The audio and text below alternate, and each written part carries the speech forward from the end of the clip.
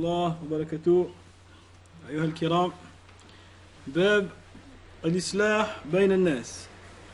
Le chapitre sur la réconciliation entre les gens. قال الله تعالى: لا خير في كثير من نجواهم إلا من أمر بصدقة أو معروف أو إصلاح بين الناس. Allah Ta'ala a dit dans la sourate An-Nisa: il n'y a pas de bien dans la plupart de leurs discussions, sauf celui qui ordonne une sadaqa ou d'accomplir un acte de bien ou de réconcilier entre les gens. Donc voilà, Allah subhanahu wa ta'ala, il a résumé ici donc ce qui ressort de bien dans les discussions des gens. Il dit la plupart des discussions, malheureusement, ça tourne autour de pas grand chose, voire même des choses des fois blâmables. Il dit sauf ceux qui vont se conseiller donc l'aumône, donc d'aider leur prochain avec donc les sadaqa, ou de faire un bien, d'accomplir un bien, ou de réconcilier entre les gens. Donc ça, c'est parmi les discussions qu'Allah il aime et agrée, quand on discute comment on va essayer de réconcilier entre les gens. وقال الله تعالى والصلح خير. Il a dit la réconciliation est meilleure. Donc dans tous les cas, si on peut réconcilier entre les gens, c'est meilleur que d'autres choses. La réconciliation, c'est une cause d'unité, une cause de force et donc d'épanouissement, etc. Donc ça permet aux gens ensuite de vivre harmonieusement. وقال تعالى فاتقوا الله وأصلحوا ذات بينكم. Dans la sourate Al-Anfal, Allah il dit craignez Allah et réconciliez ce qu'il y a entre vous. Subhanallah, regardez combien de versets Allah subhanahu wa ta'ala il appelle à la réconciliation entre les gens. Il a dit craignez Allah et réconciliez ce qu'il y a entre vous. Réconciliez ce qu'il y a entre vous. Donc il faut apprendre des fois à prendre sur soi, à passer sur son droit, à accepter des fois de pardonner. Et le muhim, Allah subhanahu wa ta'ala, il veut la réconciliation. Allah il veut la réconciliation. وقال تعالى إنما المؤمنون إخوة فأصلحوا بين أخويكم. Allah ta'ala il a dit en vérité les croyants sont des frères. Il a dit ikhwa, il n'a pas dit ikhwan. Ikhwa c'est jam'ul qillah, ils disent ça veut dire qu'ils sont peu. Alors déjà qu'ils sont peu, alors si en plus ils se font la guerre entre eux, alors ils vont jamais s'en sortir. Donc les croyants, c'est des frères, ils sont peu, et donc il faut qu'ils soient soudés.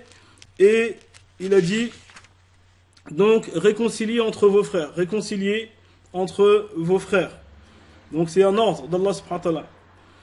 وعن أبي هريرة رضي الله عنه قال رسول الله صلى الله عليه وسلم كل سلامة من الناس عليه صدقة كل يوم تطلع فيه الشمس تعدل بين اثنين صدقة وتعين الرجل في دابته فتحمله عليها أو ترفع له عليها متاعه صدقة والكلمة الطيبة صدقة وبكل خطوة تمشيها إلى الصلاة صدقة وتميت الأذى عن الطريق صدقة. الحديث متفق عليه.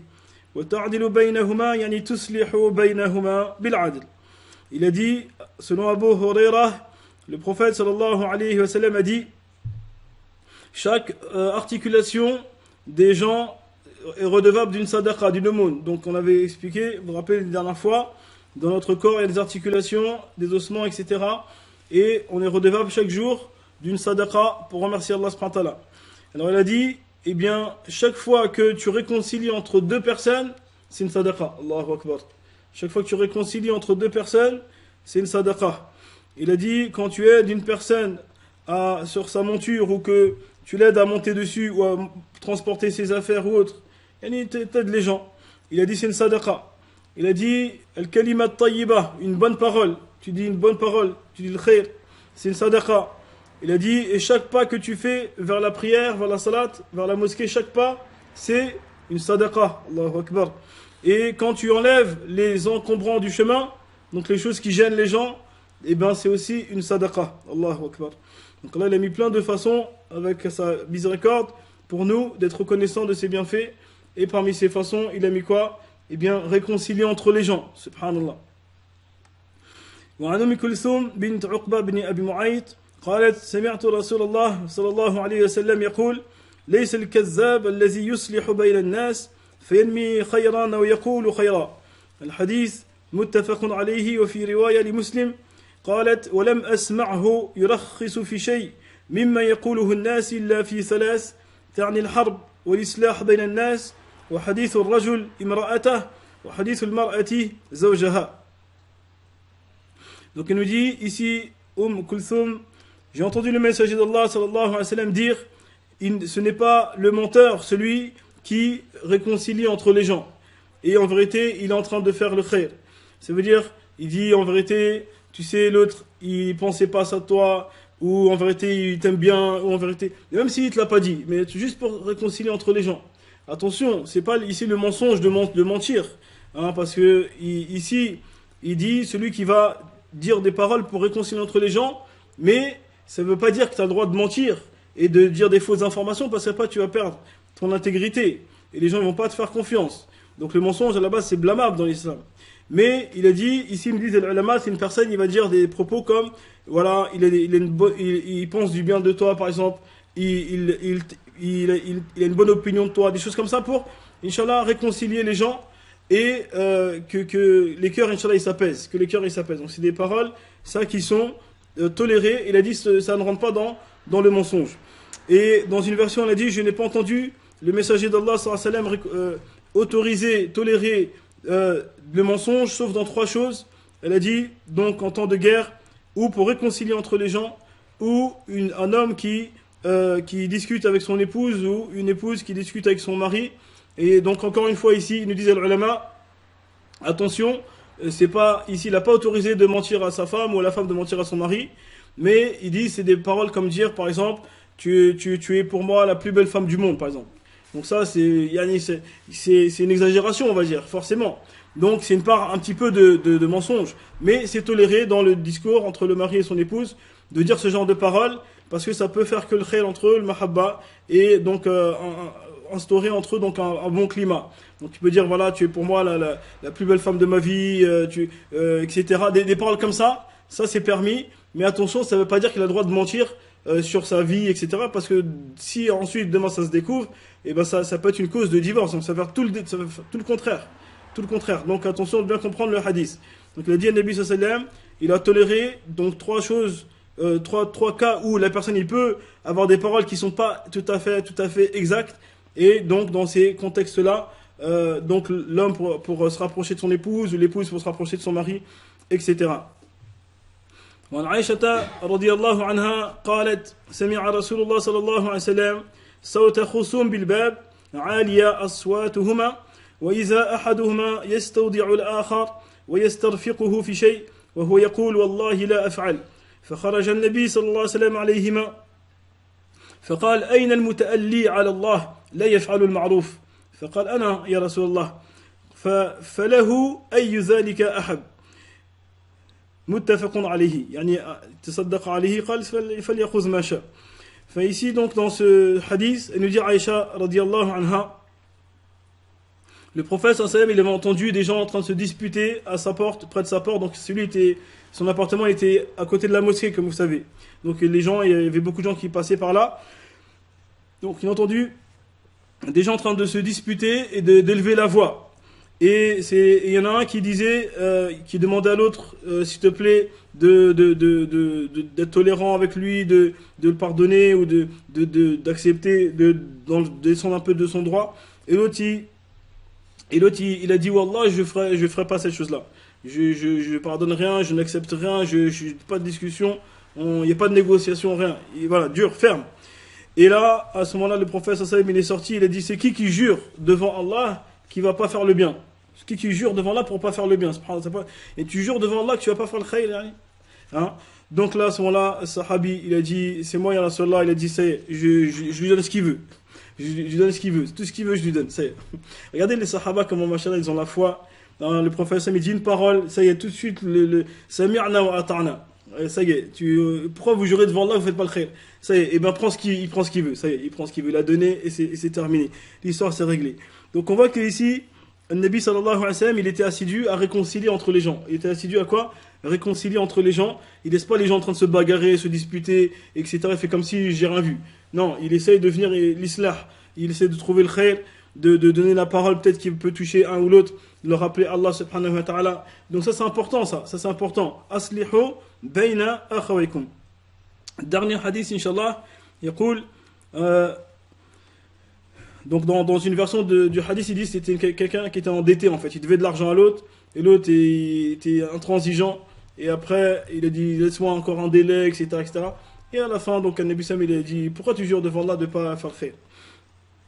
Donc dans le hadith, il a dit عن أبي العباس سهل بن سعد الساعدي رضي الله عنه أن رسول الله صلى الله عليه وسلم بلغه أن بني عمرو بن عوف كان بينهم شر فخرج رسول الله صلى الله عليه وسلم يصلح بينهم في أناس معه فحبس رسول الله صلى الله عليه وسلم وحانت الصلاة فجاء بلال إلى أبي بكر فقال يا أبي بكر إن رسول الله صلى الله عليه وسلم قد حبس وحانت الصلاة فهل لك أن تؤم الناس قال نعم إن شئت فقام بلال الصلاة وتقدم أبو بكر فكبر وكبر الناس وجاء رسول الله صلى الله عليه وسلم يمشي في الصفوف حتى قام في الصف فأخذ الناس في التصفيق وكان أبو بكر لا يلتفت في الصلاة فلما أكثر الناس التصفيق التفت فإذا رسول الله صلى الله عليه وسلم فأشار إليه رسول الله صلى الله عليه وسلم يأمره أن يصلي فرفع أبو بكر يده فحمد الله ورجع القهقرة وراءه حتى قام في الصف فتقدم رسول الله صلى الله عليه وسلم فصلى للناس فلما فرغ أقبل على الناس فقال أيها الناس ما لكم حين نابكم شيء في صلاة أخذتم في التصفيق إنما التصفيق للنساء من نابه شيء في الصلاة فليقول سبحان الله فإنه لا يسمعه أحد حين يقول سبحان الله إلا التفت يا أبا بكر ما منعك أن تسلي بالناس حين أشرت إليك فقال أبو بكر ما كان ينبغي لابن أبي قحافة أن يصلي بالناس بين يدي رسول الله صلى الله عليه وسلم. الحديث متفق عليه. Donc ici, selon Sahel ibn Sa'd, il nous dit le prophète sallallahu alayhi wa sallam, il a été informé qu'il y avait une tribu qui s'appelait Banu Auf ibn Amr. Entre eux, il y avait un conflit. Et donc le prophète sallallahu alayhi wa sallam, il est parti pour aller les réconcilier. Subhanallah. Regardez, c'est pas devant chez lui là maintenant. C'est carrément une tribu. Il va aller jusqu'à là-bas. Pourquoi? Parce qu'il a entendu qu'il y a un conflit entre eux. Ils vont peut-être se battre, etc. Donc il part là-bas, et juste pourquoi? Juste pour les réconcilier. Allahu Akbar, juste pour les réconcilier. Et il n'a pas envoyé quelqu'un en personne, il va les réconcilier. Et ensuite, donc, subhanallah, donc il est resté un certain temps là-bas en train d'essayer de discuter avec chacun, qu'est-ce qui se passe, et essayer de trouver des solutions. Et au point qu'après la prière, elle arrivait. Lors de la prière, elle arrivait. Et à ce moment-là, donc, il y avait donc Bilal, radiyallahu anhu, il est parti voir Abu Bakr. Il a dit à Abu Bakr, ça y est, le prophète sallam il n'est pas revenu et c'est l'heure de la prière. Est-ce que tu peux diriger la prière pour les gens? Et Abu Bakr a dit, pas de problème si tu veux.